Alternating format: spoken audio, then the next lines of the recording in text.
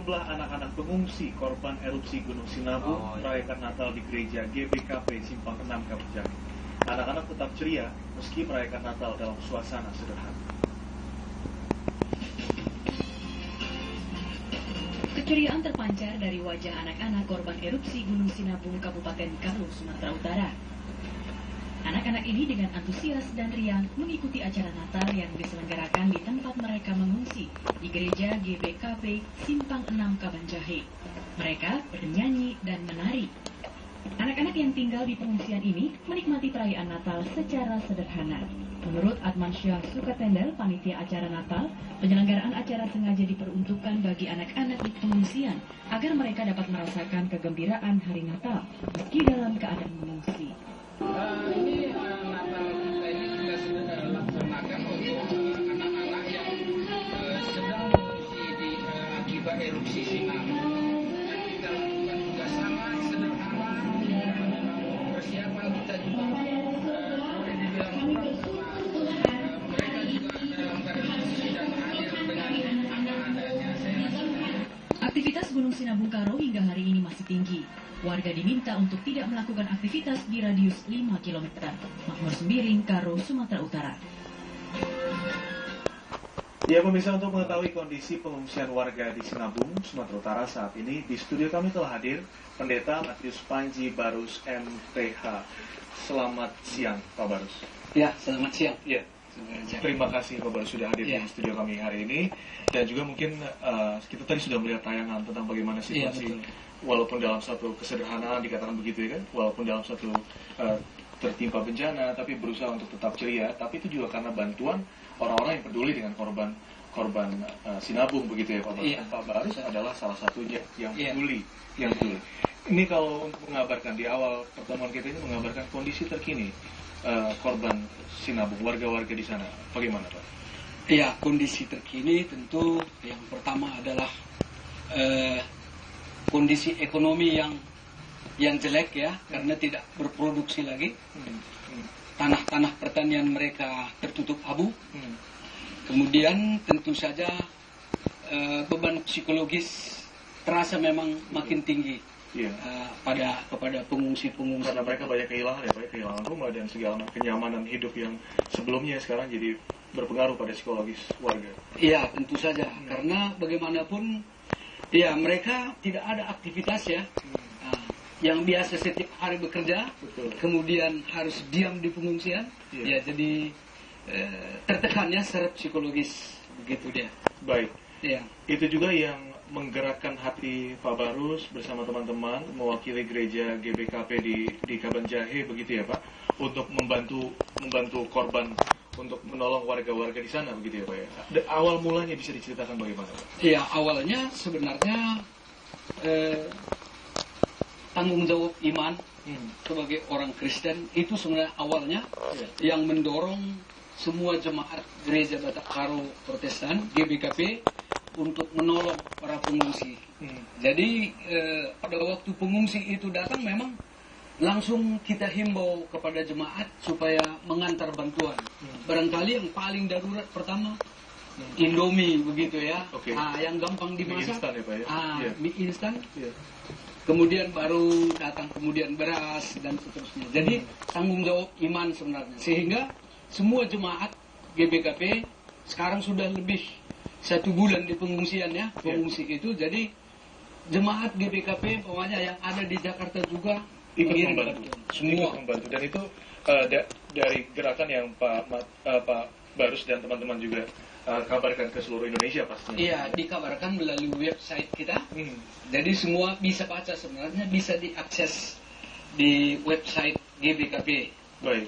Tadi kita sempat cerita-cerita sebelum kita mulai dialog bahwa bagaimana banyak sekali bantuan yang terus datang begitu, terutama untuk GBKP. Tapi saya dengar GBKP sendiri punya posko sendiri, pemerintah pun punya posko sendiri. Ini gimana ceritanya Pak? Iya, artinya memang sebelumnya sudah ditetapkan oleh pemerintah bahwa dari desa ini poskonya ini yang dikelola oleh siapa begitu ya. Nah, jadi sudah ditetapkan oleh koordinasi pemerintah. Sudah ada Dari GBKP ada berapa posko pengungsian di sini? Sekarang ada 13 posko yang dikelola langsung oleh GBKP yang seluruhnya. Kemudian juga tentu ya kita harus menolong juga pengungsi-pengungsi di posko yang lain. Umpamanya ada 7 posko pemerintah sebenarnya yang dikelola pemerintah, juga disuplai logistiknya oleh posko kita dari GBKP. Dari GBKP. Langsung tidak langsung ada 20. Ada 20 sebenarnya yang mensuplai untuk korban di 20 posko. Kalau kita coba untuk melihat Pak saat ini yang dibutuhkan pengungsi itu yang paling utama apa? Mungkin ada beberapa kebutuhan 1, 2, dan 3, tapi yang paling pentingnya apa saja gitu Pak? Sebenarnya kalau sembako itu selalu senantiasa penting karena itu akan dimakan terus kan begitu ya. Nah, di samping itu tentu ada kebutuhan untuk makanan dan susu anak-anak dan juga kebutuhan wanita. Ya, itu juga kita himbau kepada jemaat dan juga kepada penduduk yang lain karena yang membantu itu ternyata bukan jemaat GBKP saja ya.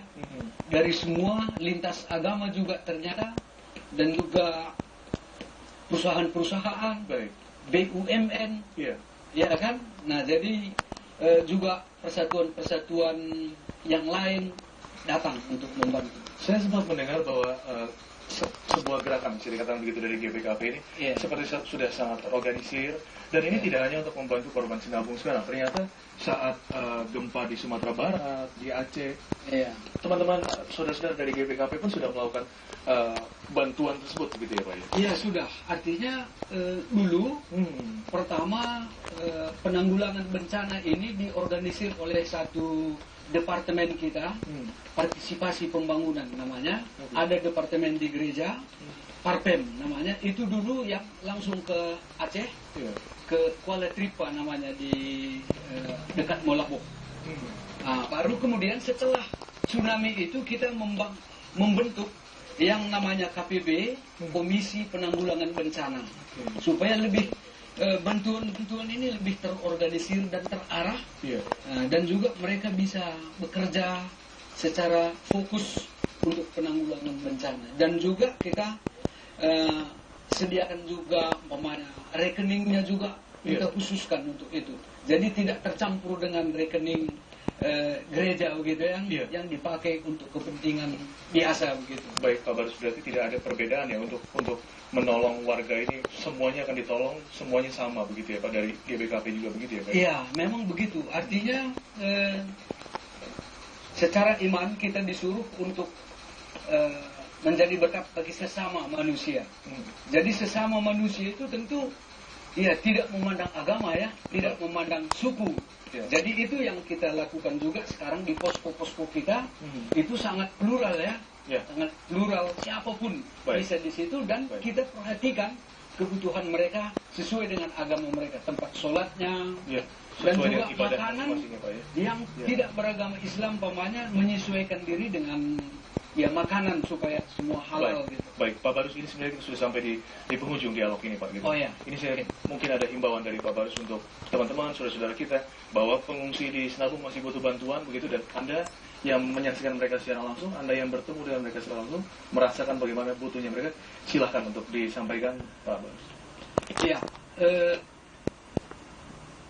kami dalam kesempatan ini menghimbau supaya teman-teman semuanya, siapapun saudara, tidak hanya jemaat Kristiani, tapi siapa saja, kami himbau untuk bisa bersolidaritas terhadap saudara-saudara kita yang pada saat ini menderita secara ekonomis dan juga secara psikis di pengungsian karena erupsi Gunung Sinabung.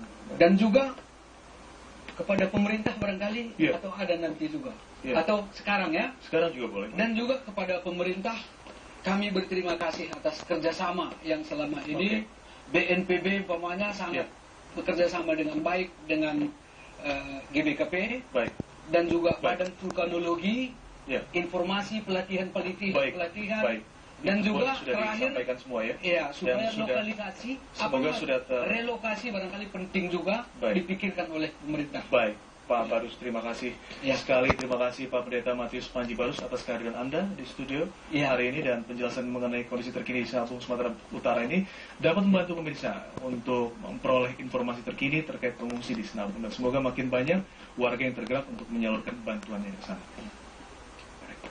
Terima kasih.